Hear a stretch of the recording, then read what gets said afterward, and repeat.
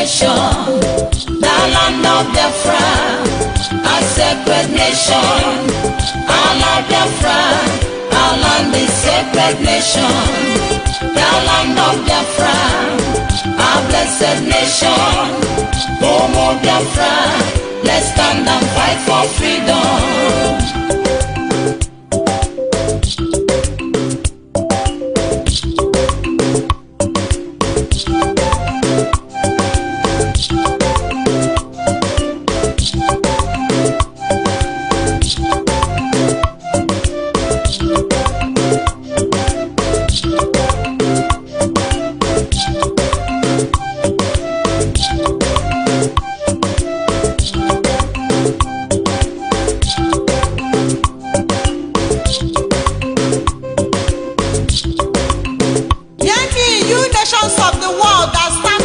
And justice.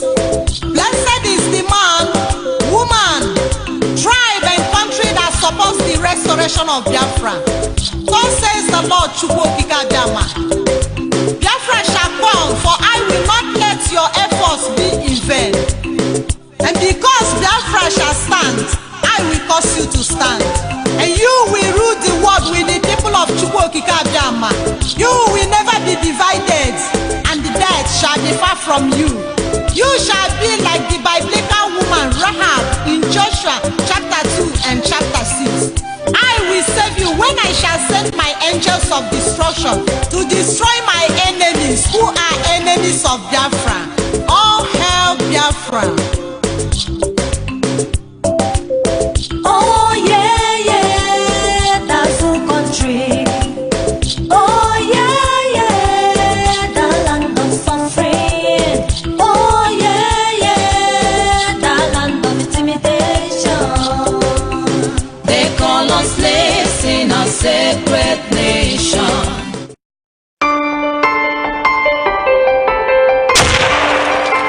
This is Biafra Television, exposing the lies.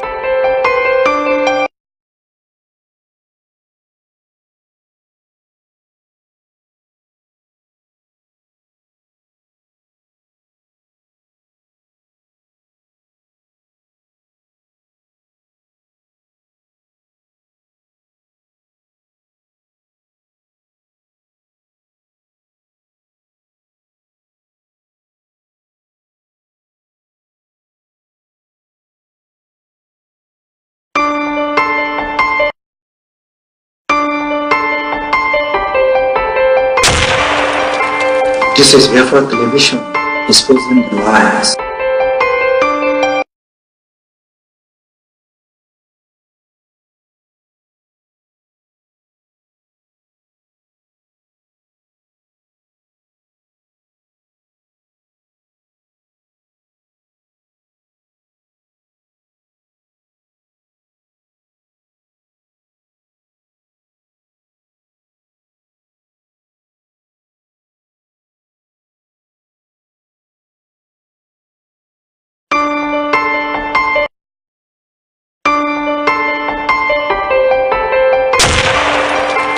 This is Biafra Television, exposing the lies.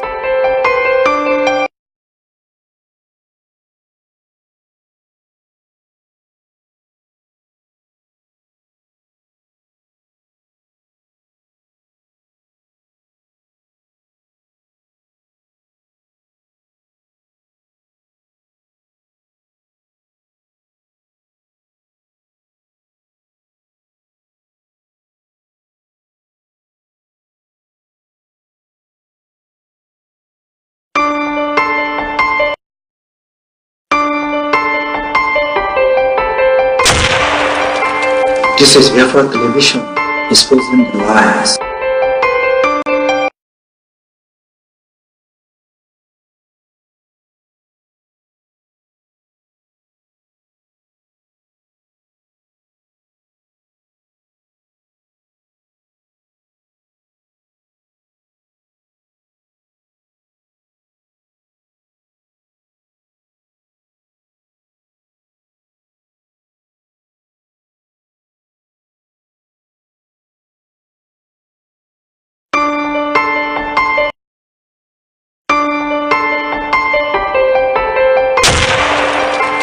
This is Biafra Television, exposing the lies.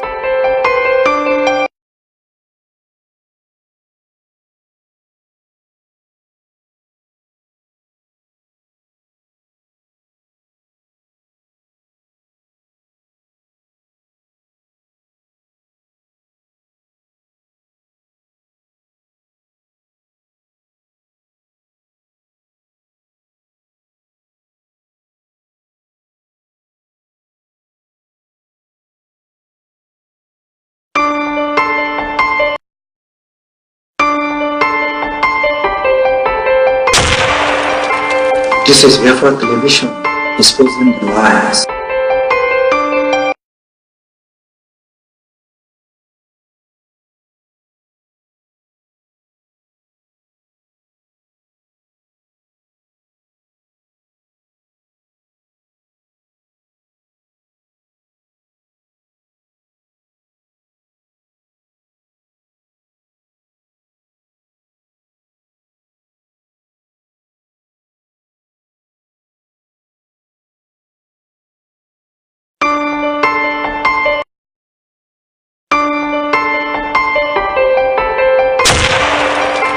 This is Biafra Television. Good morning, good afternoon, good evening, Biafrans, friends of Biafrans and lovers of freedom all over the world. Welcome to Sunrise Daily News Analysis on Biafra Television, a program that has been designed to educate and enlighten you about the happenings as it concerns the restoration of Biafra. We are the indigenous people of Biafra, led by Nnamdi Kanu and Deputy Exposing the lies.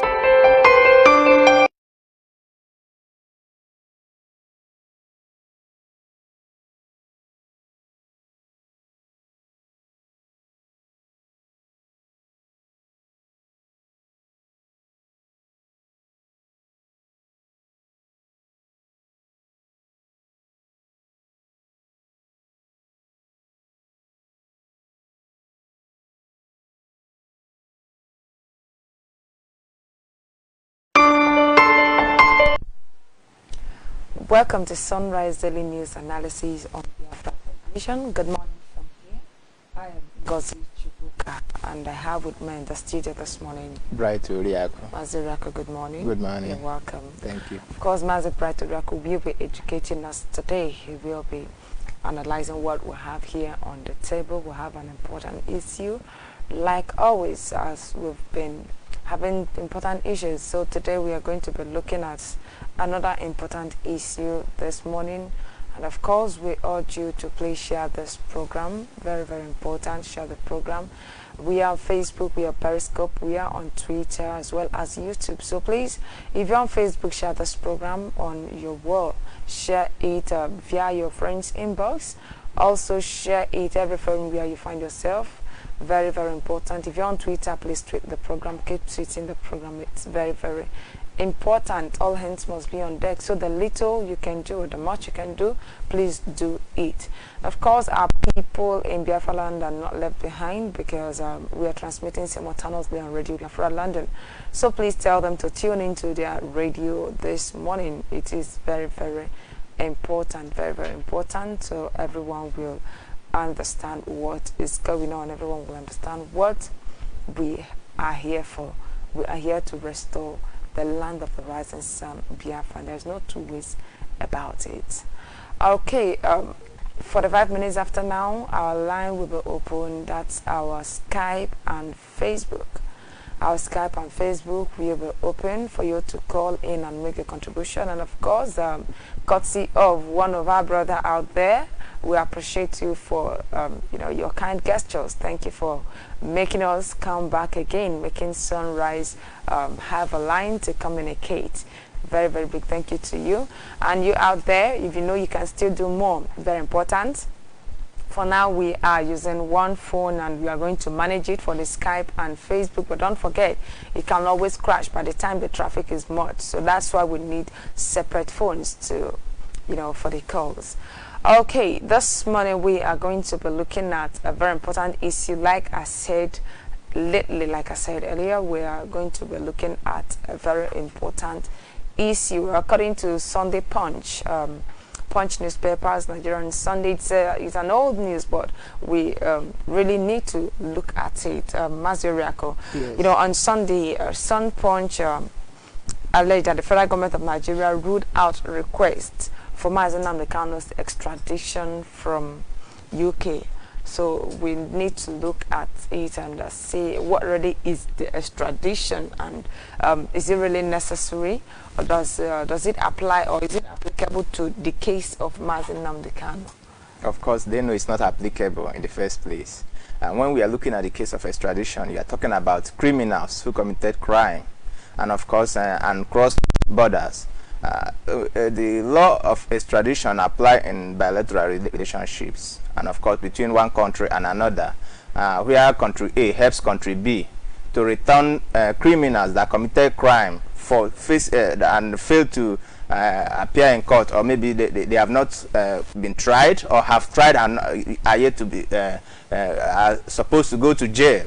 And of course, if such individual crosses over to other countries, you talk about the case of extradition, and that is why I tell you that it doesn't apply in the case of Nnamdi Kanu. Yes, the Nigerian government are seeking, of course, the question after the reappearance of Nnamdi Kanu, the question of extradition came to play. Could Nnamdi Kanu be returned to Nigeria? Could the Nigerian government ask the British government to return Nnamdi Kanu to Nigeria? And of course, Nnamdi Kanu is not a criminal. The case of extradition is for criminals who committed crimes and they ran to other countries. So it doesn't apply in this case. Why does it not apply? It doesn't apply because Nnamdi Kanu is not a criminal. We all know what the Nigerian government have been trying to do, trying to turn IPOB, trying to create law where that law exists. Of course, IPOB and freedom fighting organization, of course, we are family members, and we live in our land and we are fighting for our freedom. We have not committed any crime known on earth, even known in the Nigerian law. And for that reason, the Nigerian government, you knew how they, of course, held Nnamdi Kanu, trying to look for a law to try him and convince, but they did not have any law, and that is why he was incarcerated in Kuje prison. So Nnamdi Kanu, the case doesn't apply on him because he is not a criminal, and he made it clear in his broadcast that he has not committed any crime, and the Nigerian government has no charges, have no ground to try him for anything. Of course, using their kangaroo courts, and he made it clear that he will not honor it anymore, except the United Nations steps into it. So Nnamdi Kanu is not a criminal. Okay, thank you very much. Now, when you look at the case of extradition, Nnamdi Kanu was seen in Israel. Exactly. So how is it possible that UK should be the ones to bring him back? They are looking at it under the condition that he is a citizen. Of course, when you're talking about British, but they also citizen, claim that he's a Nigerian citizen, still in that same the same news. yes, you remember that such laws apply under bilateral relationship. Okay. There is no international law as per se that handles such issue, if not under bilateral relationship. Okay. So they would go to the British government, because when you're talking about bilateral relationship, there's no country on earth that Nigeria enjoys such relationship than Britain. And of course, we know that the creators of Britain, Nigeria is owned by Britain. So whatever bilateral relationship that should exist, British government enjoys the highest bilateral relationship with Nigeria. So they feel that the best people to run to is Britain, to help Britain.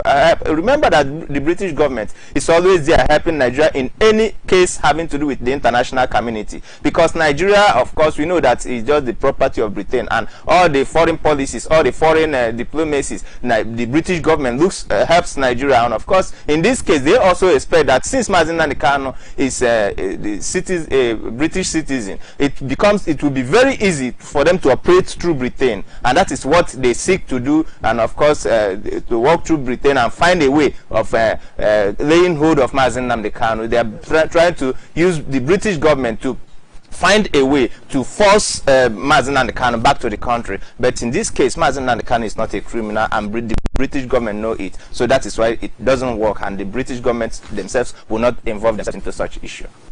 All right, thank you very much. Thank you very much. Okay, still looking at that case of extradition.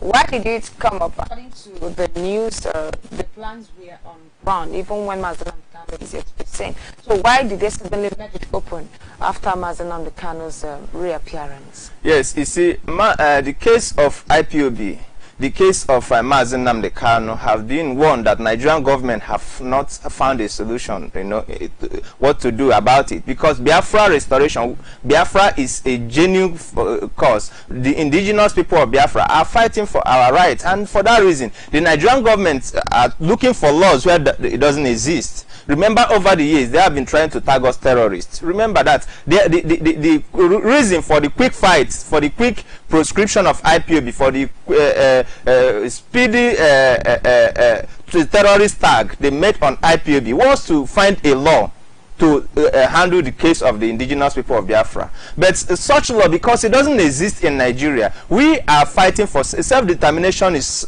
not a crime. It is a right, a fundamental human right, and of course it's also enshrined in the United Nations Charter. Of course, Nigerian government are also signatory to it. It exists in Nigerian constitution. So for that reason, they have no case against the indigenous people of Biafra. But they are coming under the guise that we are terrorists, and that is why you see them looking for a law, looking for something that doesn't exist, and that is why you see them working on proscribing IPOB, and that is why you see them, they have to come back to Biafra land. They have to look for the 5 Igbo governors. They have to mount pressure on them until they succeeded in getting the governors stand and proscribe the indigenous people of Biafra. Then they rush to create a terrorist tag. But the terrorist tag they created have been rejected by the international community. First, it was rejected by the US, and of course they said IPOB are not terrorist organization. We don't see them like one.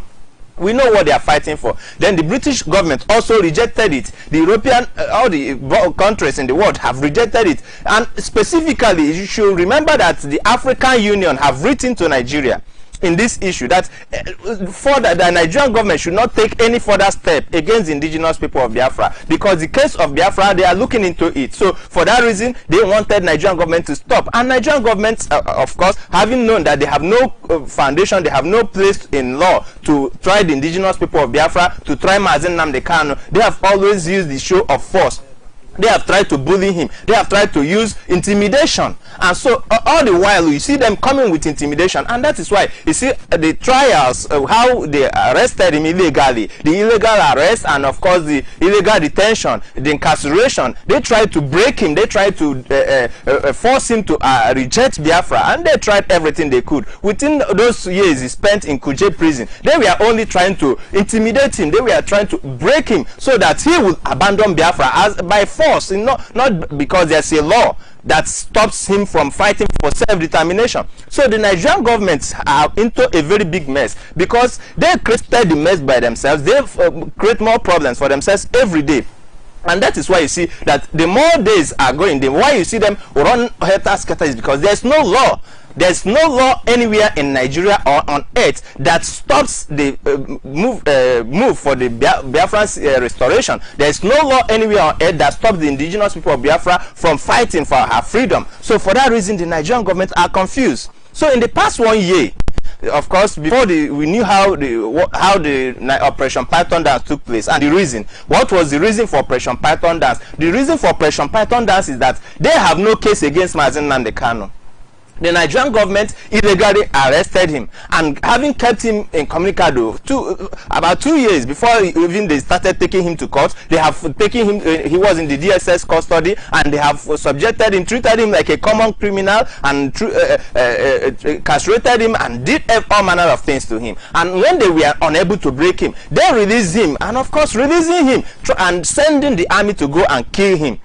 We knew what happened. So Nnamdi Kanu, they have no case against him, having forced him out of the country, because what really happened is that while they tried to kill him, remember how, of course, the Biafran intelligence would not allow it to happen. 28 people already fell. And Nigerian government, this is an attempt by Nigerian government to stop Nnamdi Kanu, not just because there's a law to stop him. So the Nigerian government are creating problems for themselves, creating more problems for themselves, because Nnamdi Kanu is not a criminal. They keep running about and trying to look for a solution, trying to look for a way to stop Nnamdi Kanu. So about stopping Nnamdi Kanu. So there is no case anywhere on earth against Nnamdi Kanu.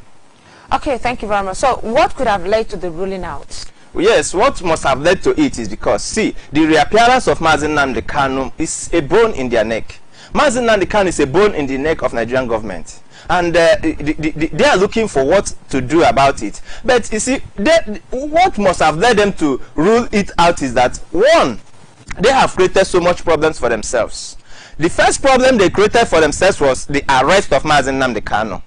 Because there is no law in Nigeria to try Nnamdi Kanu, but they felt they could do what they have been doing to other people. They felt they could use the show of force. They felt they could use intimidation to stop Nnamdi Kanu. They felt they could break him. They felt they could lobby him. They felt they could do anything to make him abandon the Biafran struggle. So, having seen that Nnamdi Kanu is not the one that they can break, and they also failed to kill him, because the attempt to kill him failed. They know they have created multiple problems for themselves. And of course, we knew that Nigeria has created multiple problems, including the inherent problems that is associated with the evil creation they call Nigeria.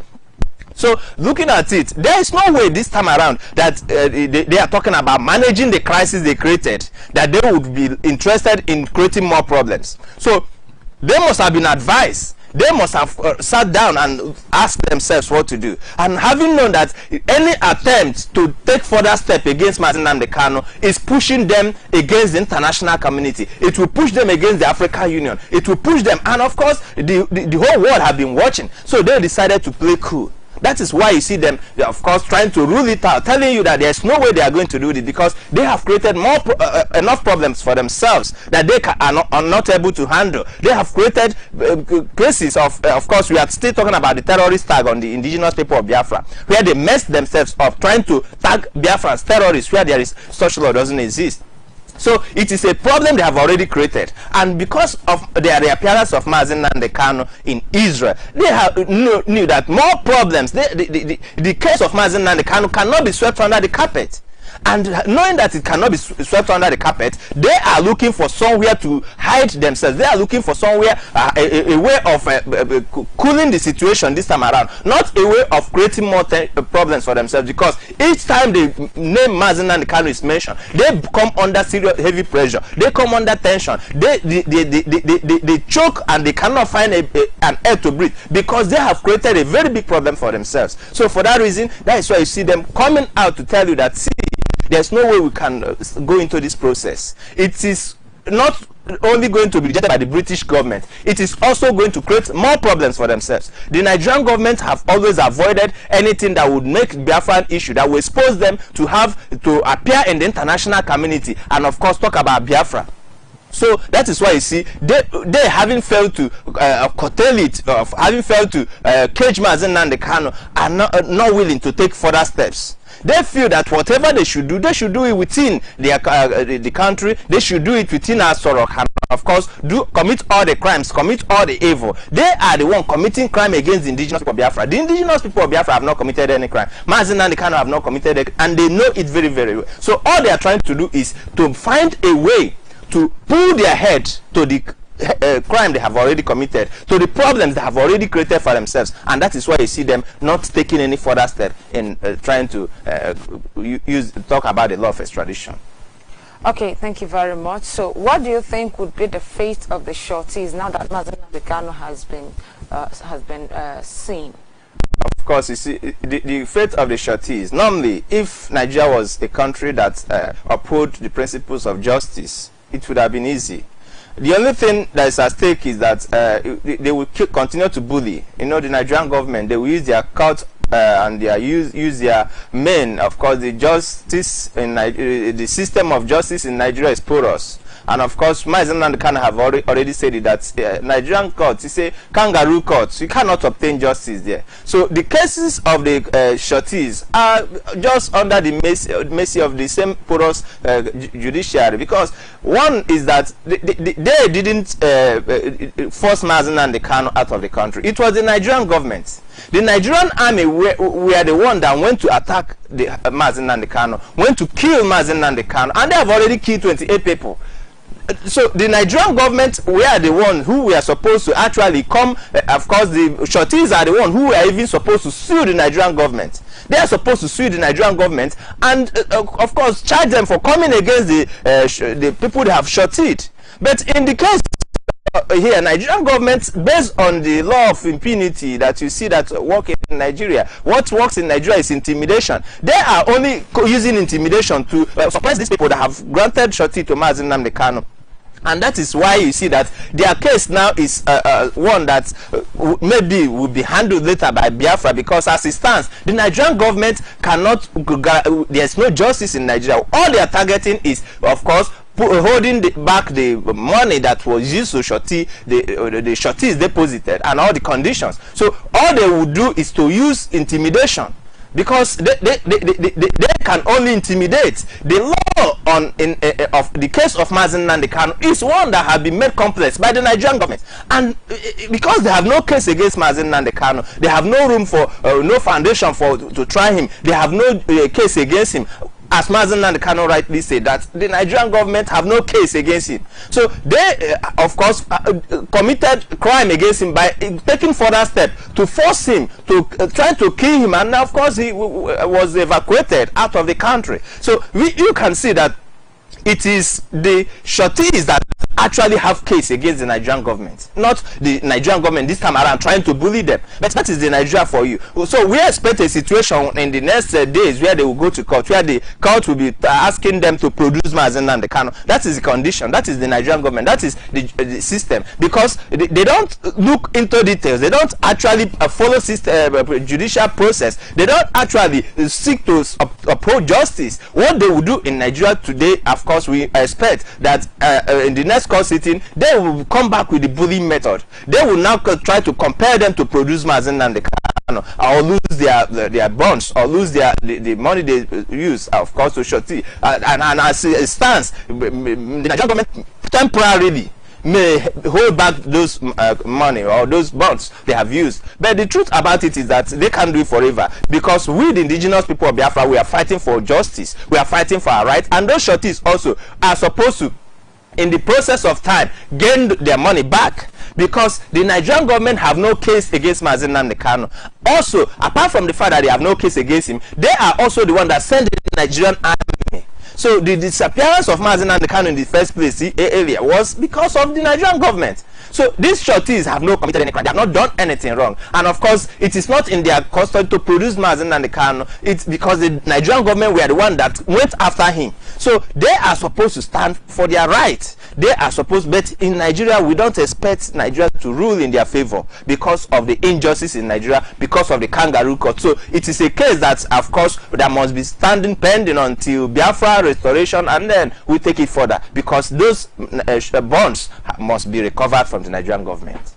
Okay, now according to the report, one of the sources who is familiar with the extradition process doubted the possibility of any success of such extradition process, because the UK government had not been on the same page with the Nigerian government over the proscription of IPOB as a terrorist organization. If this is the case, if really his assertion is true, why is it that the UK government had never come up to speak up or to, counter the prescription, and also to ask for the whereabouts of Nnamdi Kanu, if their claims are right? Or are they trying to use this to cover up all their crimes? Well, you see, the truth about it is that the UK, United States, the United Kingdom, understand the principles, understand the law, and of course, they would not want to be seen in the international community the way Nigeria is seen today. What they do is to use Nigeria to do the dirty deals. Of course, you talk about the indirect rule system. That is where the indirect rule system comes to play. The British government are playing the saints. They are there playing the saints, and the Nigerian government stupidly are used, of course, in the indirect rule system, and doing dirty deals for the British government, and that is what you see that is happening. Because of the contraption, the Nigerian government, we know that is being controlled completely by the British government. But the British government by themselves will not come out openly to do the same stupid things that Nigerians are doing. So you see that the British government understand that Nnamdi Kanu is not a criminal. They know it very well. It is clear. And of course, they also know that the indigenous people of Biafra are not terrorists. They have also confirmed it. They are not in the same page with Nigeria because they know the truth. It's not that they don't know the truth, but the truth about it cities, we have always seen the British government has not been able to stand up in the case of standing for justice. Because when you talk about the ills done against the indigenous people of Biafra, we have always looked at the British government, and of course we told them that they created a problem in the first place. The British government have always stood, and of course they seem to be quiet, they seem to be silent, and of course they will not stand up even when Nnamdi Kanu is their citizen. They don't stand up to fight because of what? Biafra is at stake. Because of their position in the Biafran restoration agenda, in the Biafran struggle. Because the British government do not support Biafra. They don't support the freedom of the indigenous people of Biafra. That is why you see that they are not coming openly. Of course, they know that the Nigerian government is committing crime against Nnamdi Kanu, is committing crime against the indigenous people of Biafra. And of course, they also would, in their own interest, support Nigerian government, but they are not doing it openly. So they are simply hiding behind, and of course allowing the Nigerian government and their indirect through system to work and do the whole dirty deal, whereas the British government stand there and the international community trying to claim a saint. So that is the issue. The Nigerian government are the one being fooled here. So but the British government, they know the truth. Just like the African Union know, the United States of America, the whole world understand the case of IPOB. This is not 1967 where they would play in the secret. We are all over the world, and our case today have gone around the world, and the international community have understood our plight. We have actually made our voice heard all over the world, and the British government know our position in the world, know the position of the indigenous people of Biafra, know what is happening, and they wouldn't want to come out and just get themselves deeply involved into it. So, and of course they will not also and the other time come out to fight to suppress the injustice that is going on in Nigeria. So you see them playing. Of course we look at a double standard here. So the British government have actually failed in standing up to protect the interests of justice. They are simply keeping quiet because what is happening in Nigeria is really happening in their favor. Okay, thank you very much. What is happening in Nigeria is happening to their favor. How do you mean what is happening to their favor, even when we are progressing? I think, are you saying the emergence of Biafra is to their favor? No, what I mean by what is happening in Nigeria is in their favor, because the restoration of Biafra is not in their favor, because the whole money that they are stealing from Nigeria they would stop getting it. And so what I mean by what is happening in Nigeria is in their favor. The impunity, the injustice that is going on, the suppression. The British government have enjoyed since 1967, of course, since the genocide took place. They have enjoyed because you can't imagine how much they have made from Biafra land since that period. Because the whole resources in Biafra land is the center for what is the bone of contention, if not the resources in Biafra land. So they have enjoyed the dirty deals being done by the Nigerian government, because while the evils are going on, they are there taking advantage and sucking up what is in Biafra land. So they are the one enjoying the situation, because the more the indigenous people of Biafra are suppressed, the more the British government enjoy, because they would have free access to the oil, they will have the free access to the resources in Biafra land, of course with the help of the Nigerian government. So that is how you see them when the indigenous people of Biafra are being suppressed. They see it as their favor, as something that's happening in their favor, and of course in their own interest. They will not come against Nigerian government. They know that the Nigerian government are doing wrong. They know that the injustice against the indigenous people of Biafra by Nigerian government is not right, it's wrong. But they will not come out openly, because what is happening is by what the Nigerian government is doing, the oppression and the subjugation of the indigenous people of Biafra, to all the torture, to all the pain and all the killings that are going on, just to suppress our will, just to make sure that we don't wake up and get ourselves free, is in their favor. So any attempt to get Biafra free, of course they see it as a threat to their economy. And the UK government see it as basically a threat to, and of course you can imagine what is happening. I was reading an article the other day where they are projecting that, see, poverty is coming to Britain. And the more Biafra is rising, the more, of course, we get ourselves free. The more they lose, because the whole thing they have been stealing from Biafra land, they won't have that access to steal it freely the way they have been doing. So they feel that, yes, the restoration of Biafra would directly fed their economy, and that is the truth, because they have been stealing to feed from Biafra land. All the enjoyment, all that you see in UK is access of stealing from Biafra land. So for that reason, they want to sustain it, but they will not come openly. They are simply using the Nigerian government, the Fulani Caliphate in proxy, to get what they are looking for, and for that reason, they will not come out openly to condemn the evil that is going on in Nigeria. All right, they will not come out openly to condemn the evil, but I think they owe it as a responsibility to ask for the whereabouts of their citizen. Yes. Because for this whole 13 months, I've not heard of UK government talking about the whereabouts of Nnamdi Kanu. Of course, you are even talking about the 13 months. Even when he was incarcerated, we expected much from the British government. The British government were supposed to have stood, and of course, they abandoned him in Kuje prison.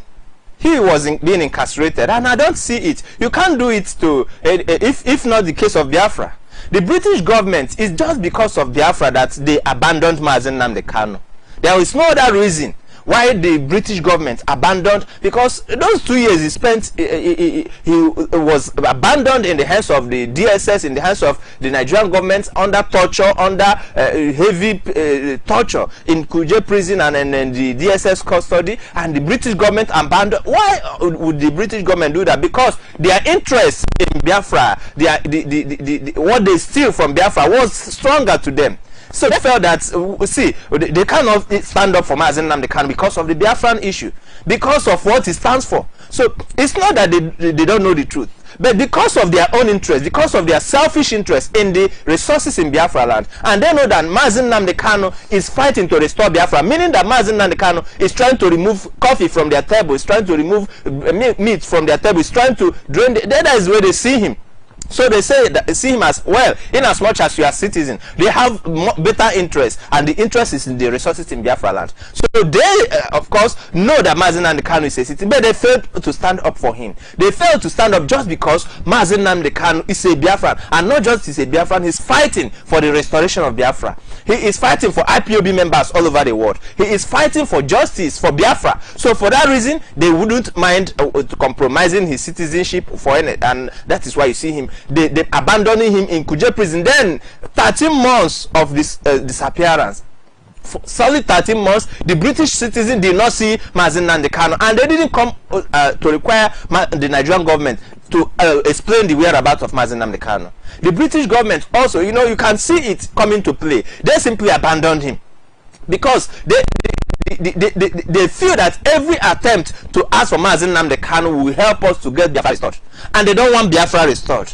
If there's anybody on earth, if there's any country on earth that doesn't want Biafra restored, it is the British government. In fact, they feel that Biafra should completely be wiped out from the surface of the earth, so that they would continue to enjoy the resources in Biafra land, because they are the ones enjoying, not even these poor ones you see in the north. The real people taking over what is in Biafra land are the British government, and for that reason, they are not really interested in asking for Nnamdi Kanu for solid 13 months. So why did they hurriedly, after seeing him, after his resurfacing in Israel, why did they hurriedly, come to give him a temporary document? Yes, you see, the truth about it is that they know that all eyes are also on them.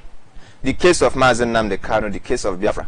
So the British government know that all eyes are on them. The world have been watching them, and they wouldn't want to be seen. They are acting saints. They are trying to make sure that whatever that is the right of Nnamdi Kanu, they grant it to him, because they know that any attempt to deny Nnamdi Kanu his right would put a question mark on their system of justice. So they wouldn't want the question to be raised further. That is why you see them hurriedly, of course, giving, and of course, it's Nnamdi Kanu's right, and they gave it to him, because you see, the Nigerian government don't understand these simple things, that the British government are aware of who Nnamdi Kanu is. They are aware of what it stands for. They are aware of the indigenous people of Biafra, and they also know that the Nigerian government have no case against Nnamdi Kanu. So, but the British government will allow the Nigerian government to do dirty deals, as I have earlier said. But the British government want to remain a saint. they don't want their name to be associated with the evil that the Nigerian government is doing. They don't want to collaborate and of course seen in the international community the way Nigeria is seen. Remember that when President Trump called Africa a shithole, it was basically Nigeria that was that we are looking at, because Nigeria is a shithole. And the British government will not want her name to be, of course, associated with such a country. So that is why you see them coming speedily and, of course, granting the traveling document, granting a temporary document to Nnamdi Kanu. Why they will do that is because they want to save their own image. Why Nigeria destroy their own image, the British government want to save their own, want to speedily stand and as if they can stand for justice, and of course they are granting the documents. So they want that. They don't want anything to dent their image in the international community, because they know that just with the indigenous people of Biafra are there with the international community, and if they fail, they may have questions to answer, and they wouldn't want to answer questions on concerning the indigenous people of Biafra. All right, thank you very much. Nnamdi Kanu on Sunday, in his interview with the Israeli National Television, he stated clearly that the only place he feels safe is in Israel, and that he could have gone back to England, but he doesn't still feel safe too. Why do you think he doesn't still feel safe going to England? Of course, he is right in saying that, because you see, Nnamdi Kanu is sincere to himself. In as much as he is a British citizen, the British government owe him that security, but they also understand that he also understands what is happening in Nigeria and why it is happening. So if what is happening in Nigeria, remember he said, well, he cannot actually, in his earlier broadcast, that he cannot actually talk about, say the role, if the British government played a role in against him in Operation Python Dance. But when he gets to London, he will find out. But he made it clear that he would not want to go back to London because he doesn't feel safe there. He doesn't feel safe there. He doesn't feel safe there because he understands the relationship between Nigeria and the British government. He knows the foundation of Nigeria. He knows the roles that are being played by the British government. And of course, he knows that there are several ways of dealing with a person. The British government are not playing openly. They are playing secretly. And of course, returning himself, going to submit himself to the same British government that have hated the indigenous people of Biafra. And of course, looking at the condition and and where Biafra is today and his position in Biafra, so the British government may have a role again, of course, secretly to help Nigeria to eliminate Nnamdi Kanu. So there is no reason why he would go, feel that way, if not that he would understand that the British government may play some secret roles in helping the Nigerian government. And of course, a lot of things could happen there in London and in UK. So he made it clear to himself that, see, any attempt going to London is like going to Nigeria. It's the same thing.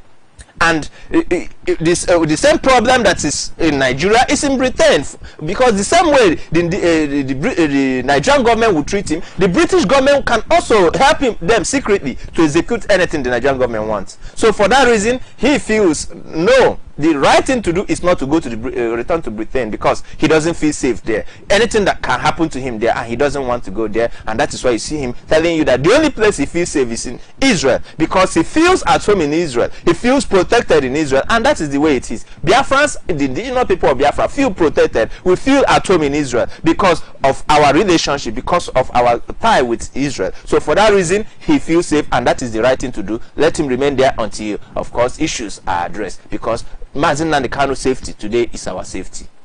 Okay, thank you very much. This moment we'll be going on a break. I urge you to stay tuned. And of course, while we embark on the break, we're expecting your calls. The lines will be open, the Skype and the Facebook. Skype and Facebook, our ID remains the same, Sunrise Daily and BTV. So please call us and make your contribution. We'll be going on a break. Stay tuned. And we are calling a sacred nation. Our children are used for blood sacrifice, and we are walking on the hard labor. But the fruits of our labor is beginning to better to the use men. When are you on the great God of our land? When are you on to Kwanyami no Kwa?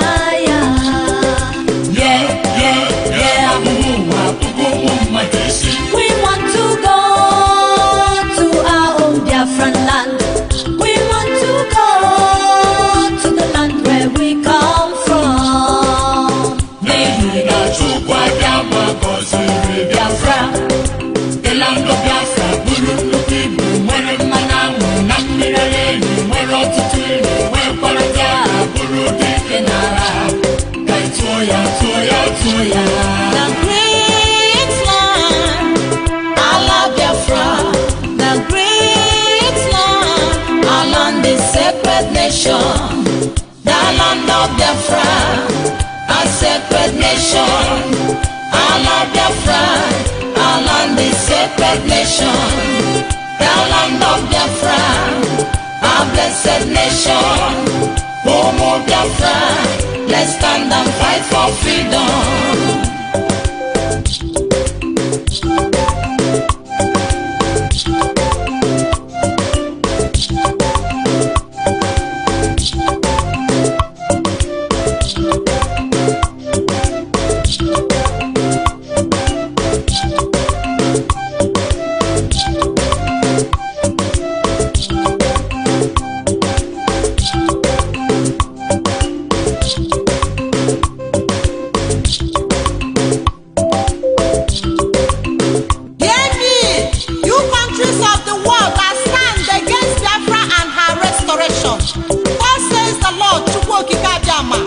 The restoration of Biafra is right against your wish, and as the law of nature stands, any kingdom that rises against others shall fall, and therefore you shall fall, no matter your wisdom, intellectuals, and decision in the world.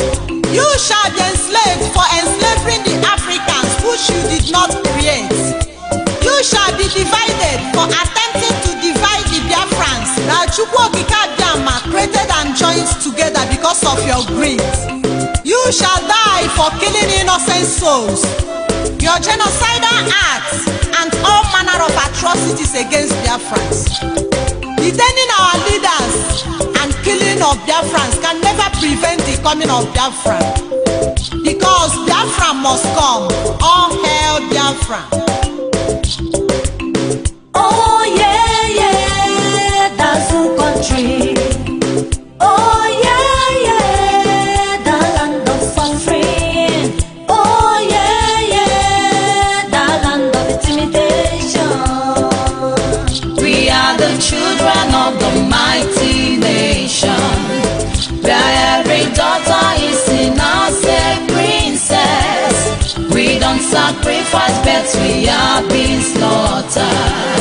And we are not cheats, but we are being cheated.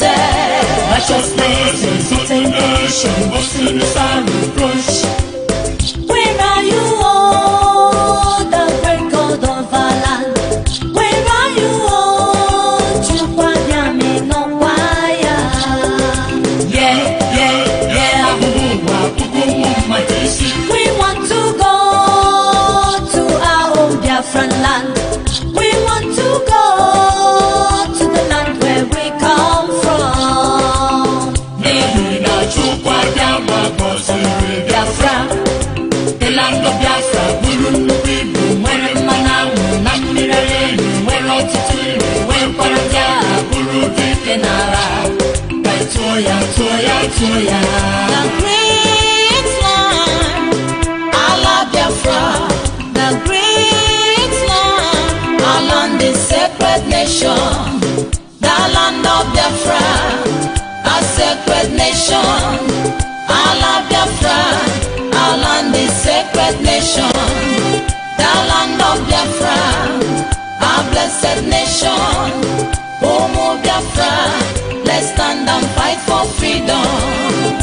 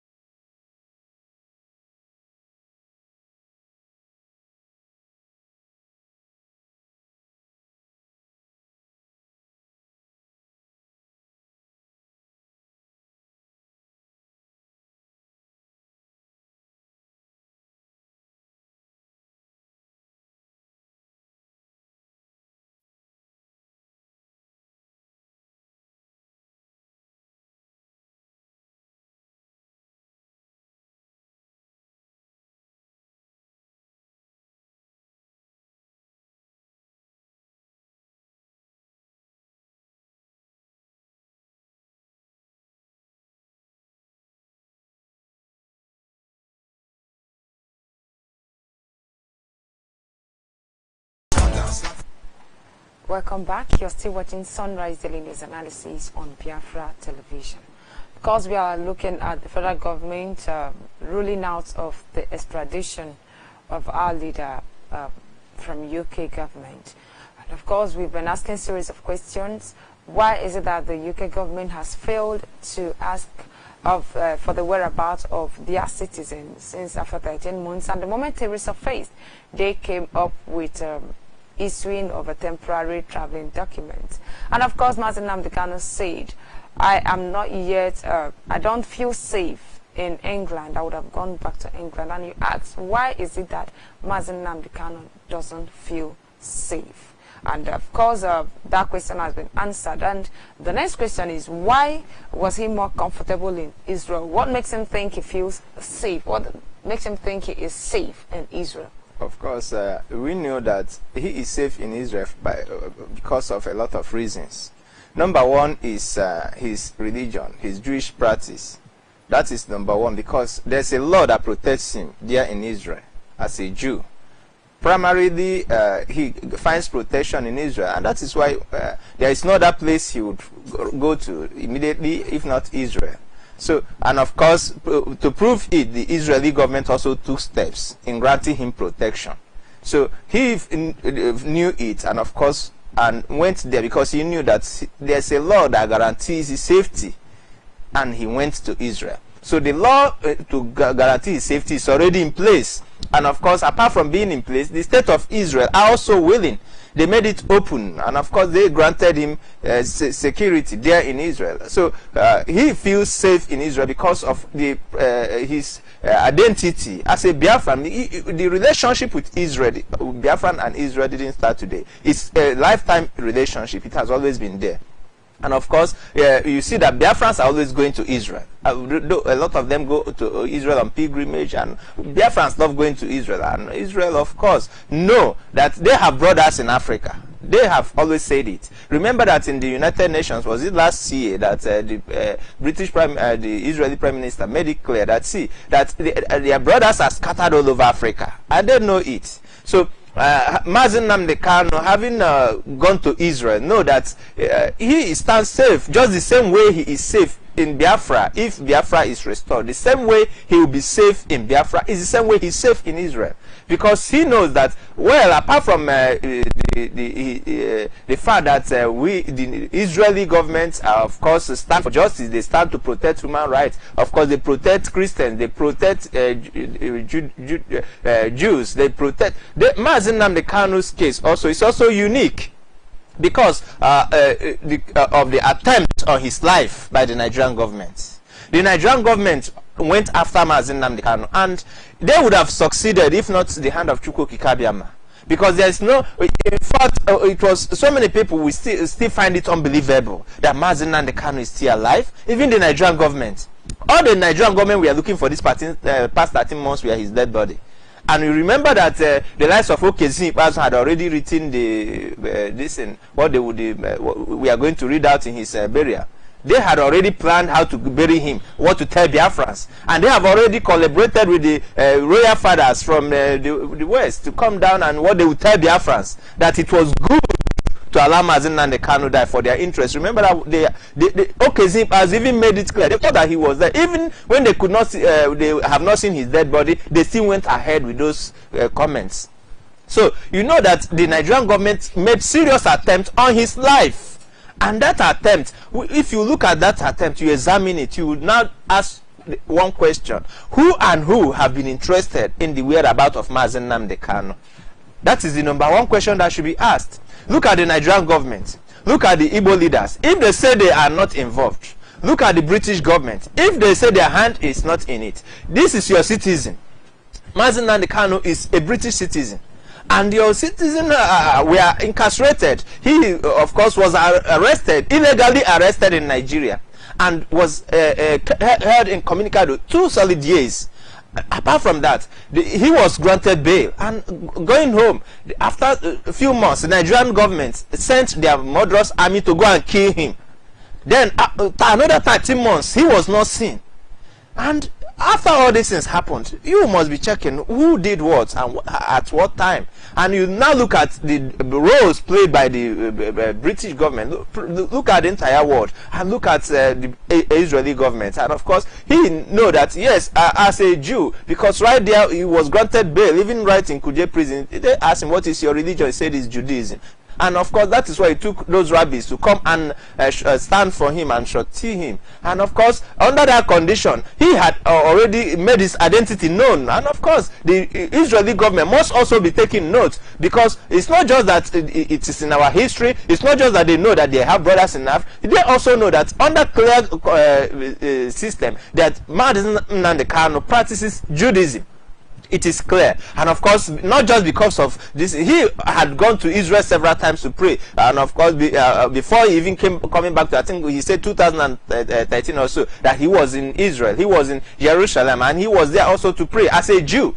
So he have always been there as a Jew, and the Israeli government owe it as a duty to protect a Jew all over the world, to protect Jews all over the world. So he knows that this is a covenant. This is a law, and this is a responsibility, and he knows that Israel always live up to their responsibility. So he had that confidence. He knows that if Israel doesn't protect him, then he's gone. He knows it. So that is why you see him feeling safe in Israel. He knows that the Israel will never compromise anything with the Nigerian government against him. Israel have never compromised the life of any Jew. It is not heard of. In fact, those who killed any Jew anywhere in the world, Israel don't forgive. You don't kill a Jew and go scot-free. They won't forgive you for it. So anybody that attacks a Jew becomes an enemy of Britain and of Israel. And that is why Nigerian government have also made themselves enemies of Israel. Not just that after recognition of Israel as Israeli capital, of Jerusalem as Israeli capital, Nigerian government voted against it. And of course, we know that also the same position was taken by the British government. So Nnamdi Kanu is aware that the Nigerian government and the British government are not working together, and Israel, of course, it becomes his home. It's just his second home apart from Biafra land. So the only place he is sure, apart from the fact that his citizenship, apart from his religious practice, another thing is the capacity to protect. He is aware that the Israeli government have the capacity to protect him, because you talk about security and talk about the capacity of the security of Israel. Of course, you talk about their capacity to protect him. The Israeli government possesses everything, so he has the right. He, of course, have the privilege. He also is a Jew, and everything is available to him. So there's nothing on earth that will make him not go to Israel. There's nothing on earth that will make him, of course, not be safe in Israel. If it's not safe in Israel, it's as good as not being safe anywhere on earth. So that is why you see Nnamdi Kanu. He feels safe in Israel, and of course feels safe in apart from anywhere on earth. So today he is safe in Israel because of Israeli capacity to defend him as a Jew, and of course of the law that is in place. And Israel have lived up to the expectation. They have defended him, and they have also granted him that international security under that platform. So Nnamdi Kanu is secure and is safe in Israel. All right, thank you very much. Our lines are open once again. I will have just a few minutes to go. Our Facebook and of course our Skype, Facebook and Skype, Sunrise Daily BTV, Sunrise Daily BTV. So you get there and of course call in to make your own contribution. It's very important. Of course, very soon we will also return to WhatsApp very soon. We are hopeful about that. So call in now on Facebook, call in on Skype, make your own contribution. Okay, still on that, we are aware that his court case, according to Nigerian government, will be resuming on November. Exactly. His court case will resume on November, and today is the first day of November. What do we expect from the Nigerian government? Of course, we expect if normally the Nigerian government, we know them that since they have no case against Nnamdi Kanu, you may expect adjournment upon adjournment, because they are still trying to watch the situation, and they are not trying to they are trying to bury the problem they have already created. So they may decide to use adjournment, and of course to keep procrastinating, and instead of addressing the issue, returning the bonds back to those that shot him as Nnamdi Kanu, because Nnamdi Kanu have been seen he is in Israel. And of course, they have no case against him. But apart from it, if they may allow the case to, of course, they come up on the day, you see them, what you expect them is that I've said it, that they are going to fall back to those shorties. Because they want to, of course, use intimidation.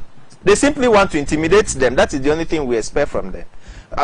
That's what they have been doing. We see them do it all the time.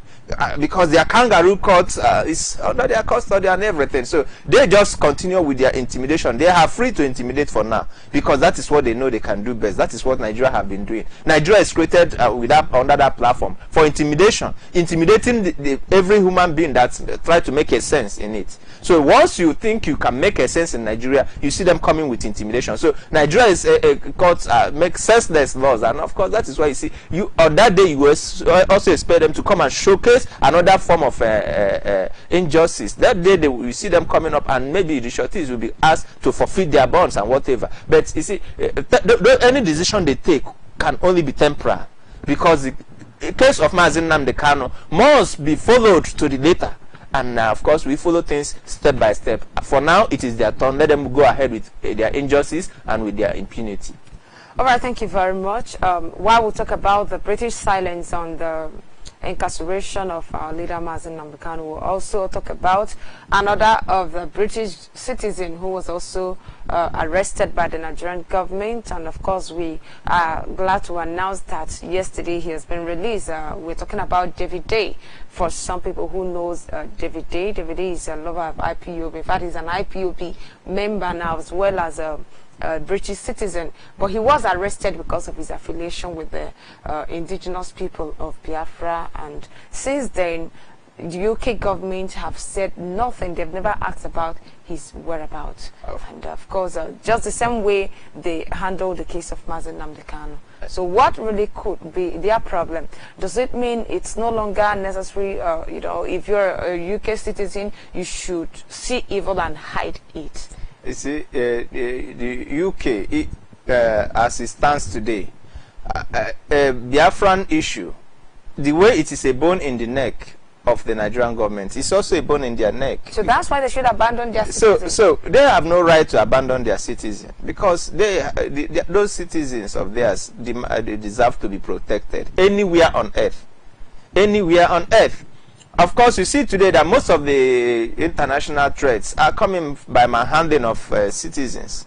You see that most of the time in the world that you see threats, you see that when countries, citizens of strong countries today, like American citizens, you cannot handle American citizens like that. An American citizen cannot be arrested in Nigeria the way you arrest Nnamdi Kanu and you arrest David Day and you go scot-free about it. Because you see, the British government are simply doing it because of their hatred for Biafra, which is clear.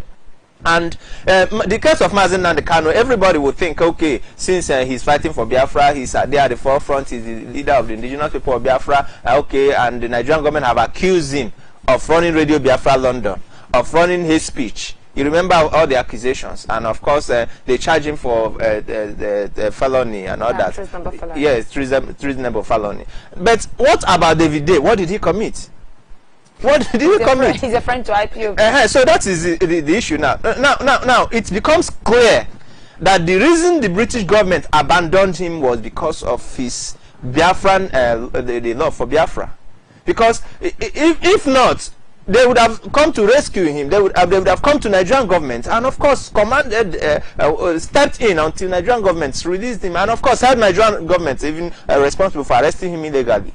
But you see what they did to Nnamdi Kanu, they have also repeated him to tell you that the level of hatred they have for Biafra.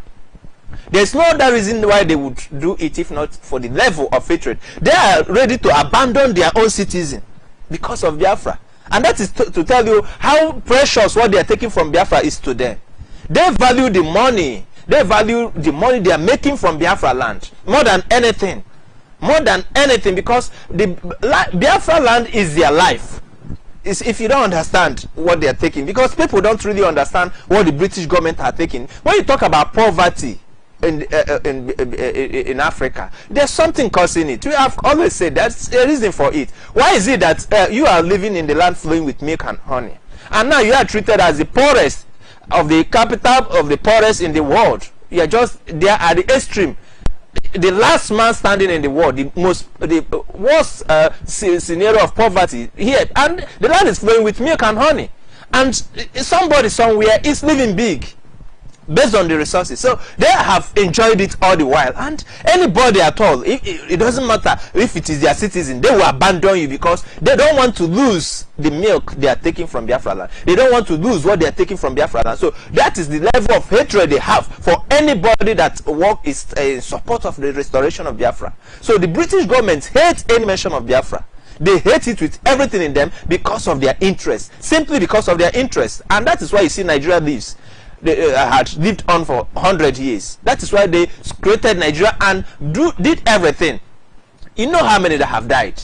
Millions have died just for the British government to have something, just for the British government to sustain their interest from Biafra land. Millions have died, and we are talking about like the genocide against Biafra. We are looking for talking about more than 10 million people that died during the genocide. Then after the genocide, more people have died. More than those that died during the genocide, because since 1967 up until now, there is no day that Biafrans are killed at different reasons. So many people have died out of starvation, out of a lot of conditions, poor conditions, and some have died by the bullets directly shot by the Nigerian government.